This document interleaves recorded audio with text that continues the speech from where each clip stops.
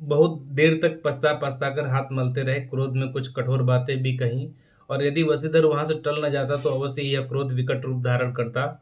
वृद्ध माता को भी दुख हुआ। जगन्नाथ और रामेश्वर यात्रा की कामनाएं मिट्टी में मिल गई। पत्नी ने कई दिनों तक सीधे मुंह बात तक नहीं की। इस प्रकार एक सप्ताह बीत गया। सांधे का समय था। बूढ़े मुंशी जी बैठे बैठे राम नाम की माला जप रहे थे। इसी समय उनके द्वार पर सजा हुआ रथ आकर रुका। हरे और गुलाबी पर्दे, पछाइये बैलों की जोड़ी, उनके गर्दन में नीले धागे, सिंग पीतल से जड़े हुए कई नौकर लाठियों कंधे पर रख साधे थे। मुंशी जी आगवानी को दौड़ा देखे तो पंडित अलोपीदीन है, झुककर दंडोत की और लल्लो चप्पो की बात करने लगे। हमारा भाग्य उदय हुआ जो आपके चरण इस द्वार पर आए। आप हमारे पूज्य देवता हैं। आपको कौन सा मुंह दिखावें? मुंह में तो कालिख लगी हुई है, किंतु क्या करें। लड़का अभागा कपूत है, नहीं तो आपसे क्या मुंह छिपाना पड़ता है। ईश्वर निसंतान चाहे रखे पर ऐसी संतान न दे। अलोपीदीन ने कहा, नहीं भाई साहब, ऐसा न कहिए। मुंशी जी ने चकित होकर कहा, ऐसी संतान को और क्या कहूँ।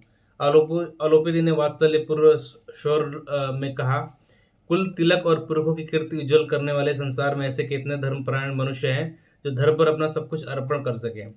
पंडित अलोपीदीन ने वंशीधर से कहा, दरोगा जी, इसे खुशाबत न समझिए। खुशाबत करने के लिए मुझे इतना कष्ट उठाने की जरूरत न थी। उस रात को आपने अपने अधिकार बल से अपनी हिरासत में लिया था, किंतु आज मैं सुरक्षा से आपकी हिरासत में आया हूँ। मैंने हजारों रईस और अमीर देखे, हजारों उच्च पदाधिकारियों से काम पड़ा, उन्हें परास्त किया, किंतु मुझे अगर किसी ने परास्त किया तो सिर्फ आपने किया। मैंने सबको अपना और अपने धन का गुलाम बनाकर छोड़ दिया। मुझे आज्ञा दीजिए कि आपसे कुछ विनय करूं। वंशीधर ने अलोपीदीन की आते आते देखा तो उठकर सत्कार किया, किंतु स्वाभिमान सहित समझ गए कि वह महाशय मुझे लज्जित करने और जलाने आए हैं। क्षमा प्रार्थना की चेष्टा नहीं की, वरन उन्हें अपने पिताजी की वह ठकुर सुहाती की बात असह्य सी प्रतीत हुई। पर पंडित जी की बातें सुनी तो मन की मैल मिट गई।